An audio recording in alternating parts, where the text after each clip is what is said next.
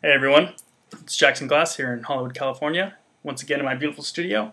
Today I'm going to be talking about synth tips and how to get the most creative possible uses of your synths, how to be the best musician possible with your synths, and how to get the most unique sounds out of them.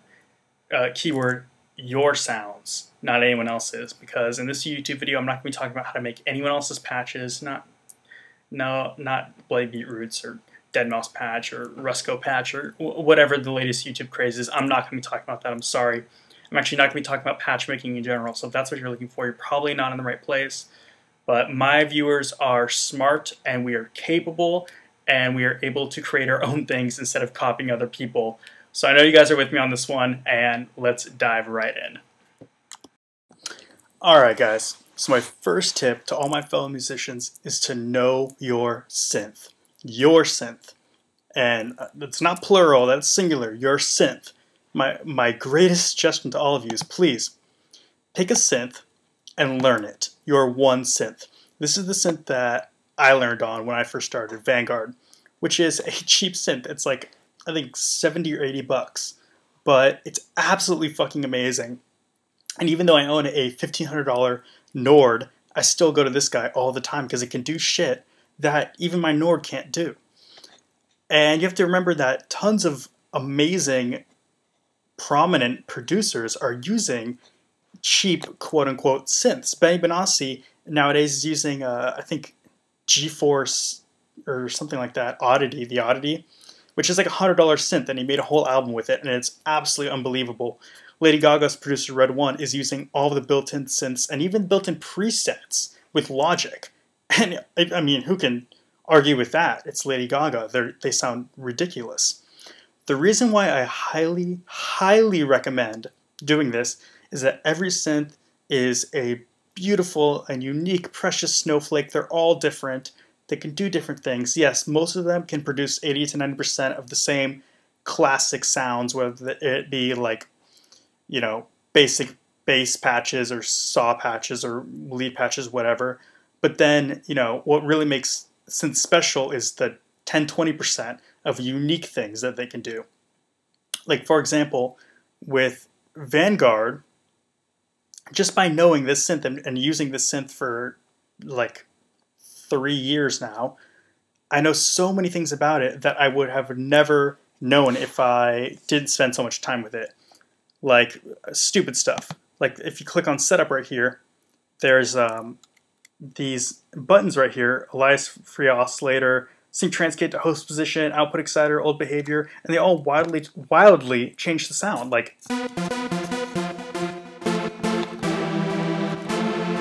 that's with old behavior on.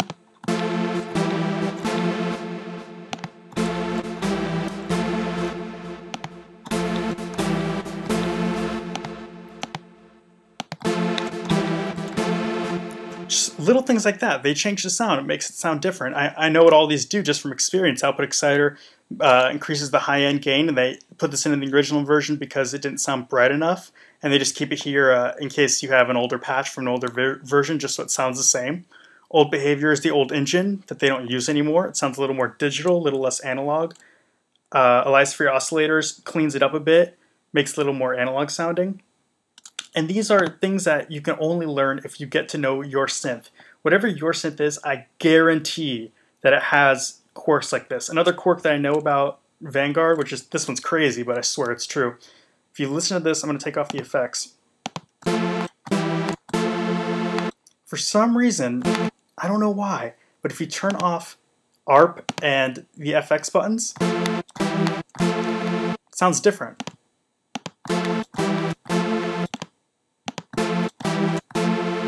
Really subtle, but I noticed a difference. And I remember in one song I couldn't figure out why my patch didn't sound the same, and I went back into old versions of my song, and I found that in the old versions I had these on, and the new versions I had them off. It actually sounded better with them on. I don't fucking know why, but it just does.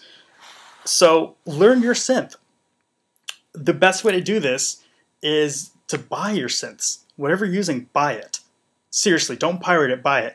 And I'm not saying that because I'm some you know, pro software developer guy, oh, piracy is destroying the world, whatever. No, I don't give a fuck, to be honest with you. I buy them because it forces me to learn it. Like, if I spend $100 on Vanguard, which I did, you're not going to just let it sit and rot and not learn it. No, hell no. You're going to be using that thing all the time.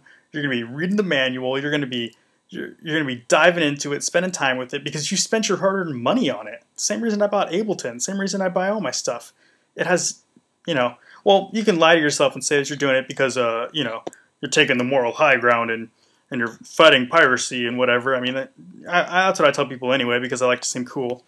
But no, the real reason is because I'm selfish and I want to be a great musician. So I buy my stuff because it forces me to learn it. There are 100 things I know about this synth. For example, let's see, the vibrato depth. This vibrato is, this thing's cranked at like halfway. You can almost barely notice a difference, but if you have it cranked, it sounds a little more analog. Because those oscillators are drifting up and down. Now with my Nord, my real synth that actually exists in the real world, if you can believe it or not, if you turn up the vibrato to like right there, like just barely past, it sounds all warbly, like, whereas Vanguard, I can really crank this thing. I only know that from experience, not from anything else. So I highly recommend you pick your synth, whatever it is, and learn it. Seriously, it doesn't matter if it's expensive or not expensive. Use what you have, pick it, let it become your baby, and learn everything you can about it. I guarantee every synth is going to have a million quirks like this, and that's how you're going to get the best sound possible, is by learning those quirks. Let's see, Massive right here is something I know about it. Oops. And this one's, I use this one all the time.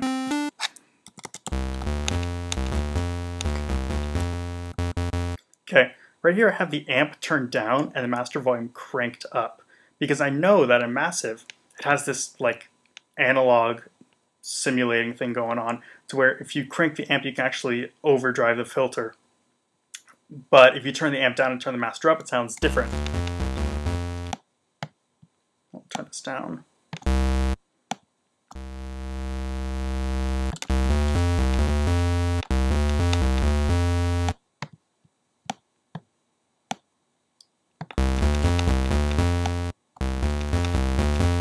Totally different sound.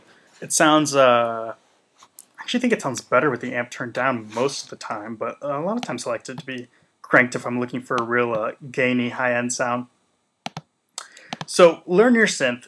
Don't be one of those guys who has the arsenal of 15 VST instruments and only knows 5% about each one of them. It's absolutely useless. It's stupid. It's a stupid waste of your time. Be a smart musician, because I know my viewers are smart. And that's what we want to do. We want to learn the ins and outs of our synths so we can make creative new sounds with them, which is best, the best way to do that is to learn one synth really well. I'm not talking about how to make synth patches in this one. I know it might make some of you guys upset, but my honest, real thought about it is that it's stupid to talk about it, because there's no right answer. There's absolutely no right answer to these things.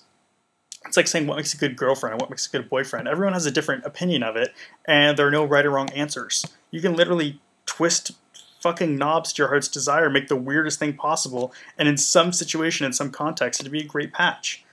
So don't worry too much about that kind of stuff. Just play around and have fun.